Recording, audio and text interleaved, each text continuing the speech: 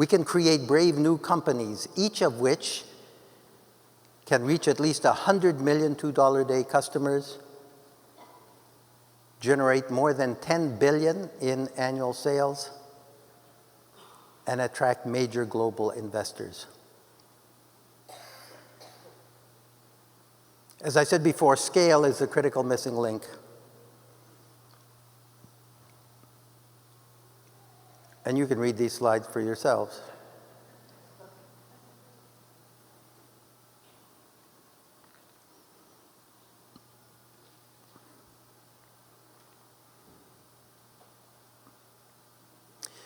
Now, why would big business have any interest in reaching into these markets? Traditionally, big business hasn't seen $2-a-day customers as a place to make a profit.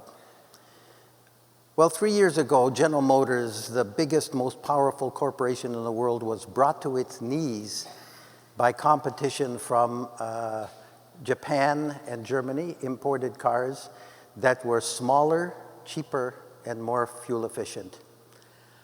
I have no doubt that the same fate awaits Walmart, Microsoft, Tata, and companies like them if they don't learn quickly and effectively to earn scalable, attractive profits serving $2-a-day customers.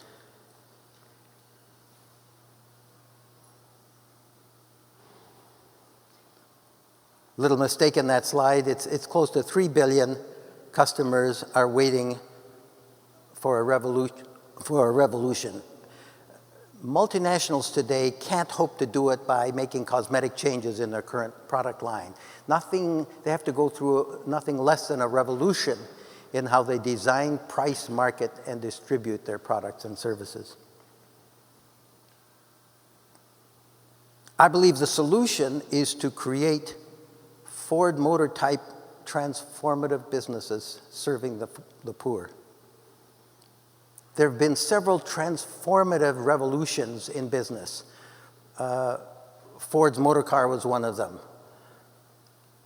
Apple's introduction of the personal computer was another.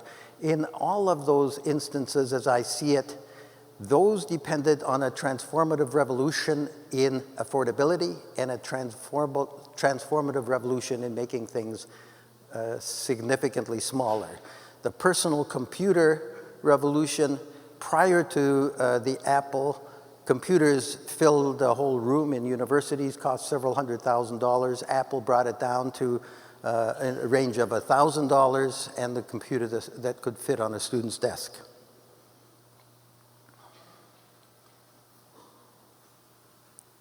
There are 3 keys to this revolution. First, radical affordability, I would put that first. And IDE and DREV both have helped foment a design revolution where pretty much any product you can lower the cost and still make it attractive to poor customers by a half within an hour. And in my experience, it takes maybe a few months to bring it down to 1/5. The second change is low price, high volume, high margin. Notice I say high margin, not low margin. Often people say high volume, low margin. Walmart itself has a number of branded in-house products with high margin and high volume. We're finding that in order to make things profitable, we need high margin, high volume, and I'll talk about that when I describe the water company. And finally, a big challenge is profitable last mile supply chains. Again, I'll go into that a little bit more when I talk about the water company. In giving talks at design schools, I've highlighted what I call the Don't Bother trilogy.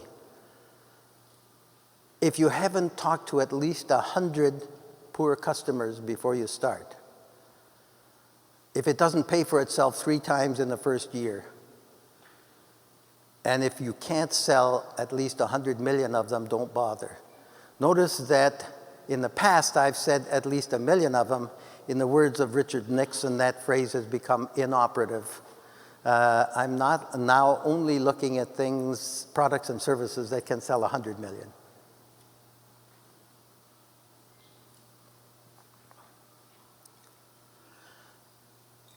So I've now formed 3 transformative new companies that have a good chance, they're high-risk companies, of meeting these criteria. The first has a mission of creating a sort of a General Electric for bottom billion customers. We've taken a $1,700 photovoltaic solar pumping system, a $7,000 photovoltaic pumping system, and we've defined the design parameters to get that price down to $1,500, which would give it a less than 18-month payout. We'll plan to start selling those in direct competition with the 10 million diesel pumps in India alone. And then we'll create village electricity enterprises at a power size of 200 watts to 2 kilowatts, which I think is a sweet spot in the village market for electricity. Second is replacing coal by biomass roasted in thousands of village kilns. Coal contributes 40% to carbon emissions on the planet. We burn 6 billion tons of coal. At the same time, the planet produces 4 billion tons of agricultural waste. About 1/4 of those 4 billion tons can be converted by a roasting process called torrefaction, which is exactly the same as roasting coffee, into black briquettes, which have low carbon emissions on burning, and act as a replacement for coal and charcoal. Current torrefaction plants cost $10 million to $40 million. We've designed a plant for $25,000, which will set up in thousands of rural villages. Each plant will produce 6 tons a day at an approximate value of $600 to $900 a day of replacement briquettes for coal and charcoal. And the third area that I'm going to describe to you right now is Spring Health. That's the Indian company which aims to sell safe drinking water and make attractive profits to 100 million $2 a day customers, especially in small villages.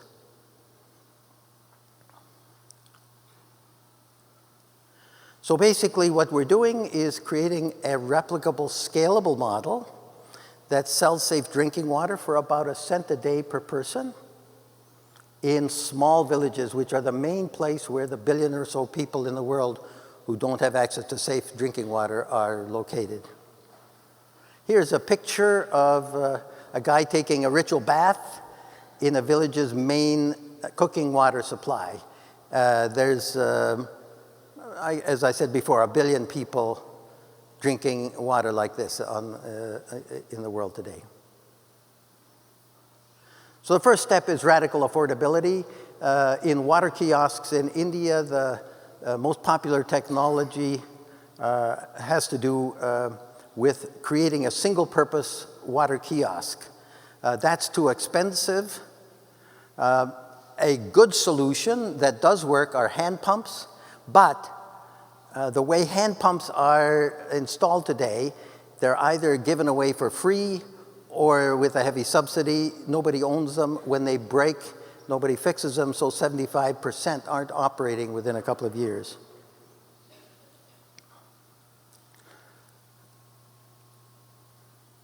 The radical affordability in the technology. A radically affordable technology is a necessary but not far from sufficient condition for creating one of these large companies. So the prevailing technology is reverse osmosis. The smallest reverse osmosis serving water kiosks in India costs $5,000 and can treat up to 8,000 liters of water a day. What we're using is a small version of an electrochlorinator. It just takes salt solution, runs electricity through it, and produces chlorine, which is the major thing to purify water. The electrochlorinator we're using costs $250 compared to $5,000 and purifies 80,000 liters of water a day. Next is the problem of last mile solution. Again, when you're doing a single product kiosk, there's a high capital cost, and you have to pay the people to run it.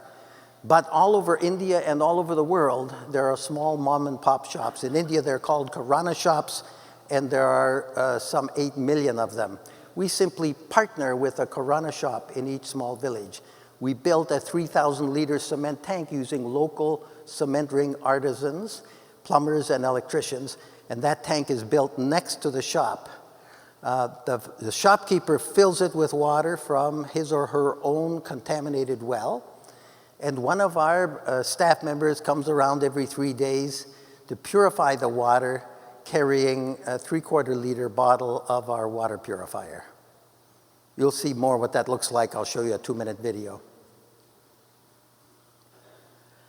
Aspirational branding is more critical for $2 a day customers than it is for the richest 90%, so we build aspirational branding into everything we do. The picture on the right is a guy testing some water for E. coli. We've learned that if you hold a celebration, people are quite motivated to bring us samples of the water they're actually drinking to test for E. coli. And when they see 100 white E. coli colonies and sometimes some moving things on the Petri dish, half of them become customers. It's a much higher rate than trying to go hold groups and so on.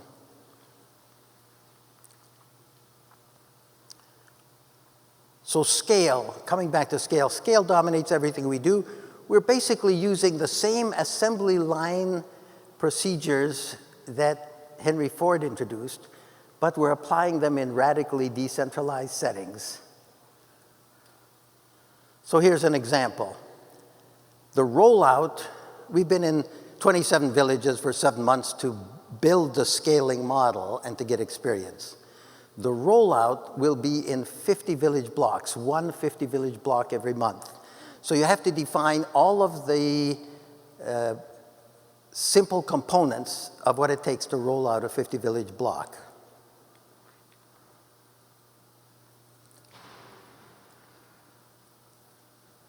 So we've divided our staff into specialized scout teams. They screen villages to see that they're suitable and find the right village partner who owns the Kirana shop. There's the build teams. They have to organize the plumbers, the cement workers, and the electricians to build the structure at each kiosk. There's the marketing blitz teams. We found that you have to do 3 marketing activities in the first week. One is the water fairs where people test their water. One is door to door, and the other is a variety of theatrical performances and plays. If you do them all together, their impact is exponential. And finally, after the first week when sales go up to 500 to 700 liters now, we hand that over to a long-term operations team consisting of 3 staff and a half-time supervisor for every block of 50.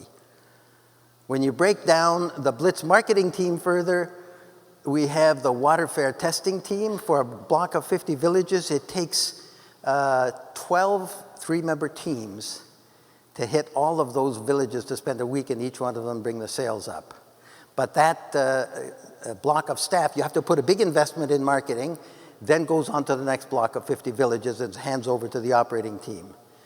There's a specialty door-to-door sales team, and then there's a specialty village events team using a model developed by some students at Xavier College.